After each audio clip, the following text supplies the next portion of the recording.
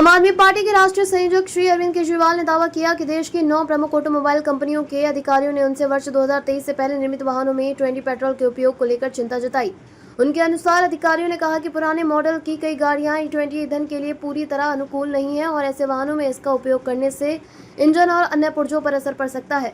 अरविंद केजरीवाल ने कहा कि इस मुद्दे को लेकर लोगों के मन में कई सवाल और सरकार को स्पष्ट रूप से बताना चाहिए कि किन वाहनों में E20 पेट्रोल सुरक्षित है और किन में नहीं। उन्होंने कहा कि वाहन मालिकों को पूरी जानकारी मिलनी चाहिए ताकि वे सही निर्णय ले सकें। उन्होंने लोगों से इस विषय पर संबंधित अधिकारियों और विशेषज्ञों की राय सुनने तथा तथ्यों के आधार पर निर्णय लेने की अपील की।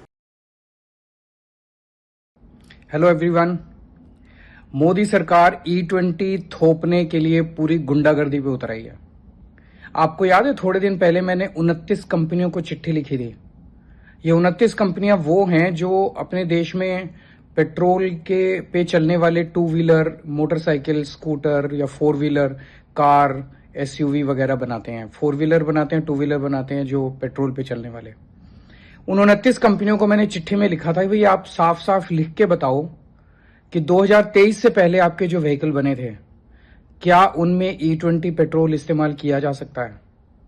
अगर आप कहते हो इस्तेमाल किया जा सकता है तो अगर E20 की वजह से हमारी गाड़ी खराब हुई तो क्या आप उसकी भरपाई करोगे, पैसे दोगे? अगर हमारी E20 की वजह से माइलेज कम आती है तो क्या आप कम माइलेज के पैसे दोगे? 29 कंपनियों के जवाब तो नहीं आए। बड़ा इंटरेस्टिंग है, उसमें से 9 कंपनियों के ऑफिसर्स के साथ मेरी पर्सनली बहुत डिटेल में बात हुई। उन्होंने कहा है जी मोदी सरकार ने पूरी गुंडागर्दी कर रखी है, हमें धमकाया जा रहा है, धमकियां दी जा रही है, ईडी की रेड करा देंगे, इनकम टैक्स की रेड करा देंगे अगर तुमने कुछ भी उल्टा बोला तो। बोले 2023 के पहले के व्हीकल्स के लिए E20 बहुत खतरनाक है। 2023 के पहले के व्हीकल में E20 अगर इस्तेमाल किया गया तो वो इंजन खराब कर सकता है, फ्यूल सिस्टम खराब कर सकता है। E20 से माइलेज भी गिरती है, उन सब ने माना। बोले लेकिन सर ये हम आपको लिख के नहीं दे सकते। अगर हमने लिख के दिया तो मोदी सरकार मानेगी, और अगर हमने कहा कि E20 सेफ है तो आप कोर्ट में हमें ले जाओगे और कोर्ट में जाके हमसे हर्जाना मांगोगे। तो बोले हम कुछ भी आपको लिखित में नहीं दे सकते। मोदी सरकार जबरदस्ती क्यों कर रही है हम लोगों के साथ? मोदी सरकार का क्या इंटरेस्ट है इथेनॉल के अंदर? देखिए, हम सब लोगों ने मिलके, पूरे देश ने मिलके, युवाओं ने मिलके, जेनजी ने मिलके धर्मेंद्र प्रधान का इस्तीफा कराया। अगर हम सब लोग मिलके आवाज उठाएं तो E20 से भी मुक्ति पा सकते हैं। पहला कदम है, इस शनिवार को टाउन हॉल हो रहा है, इसके ऊपर आप सीधे भी जुड़ सकते हैं।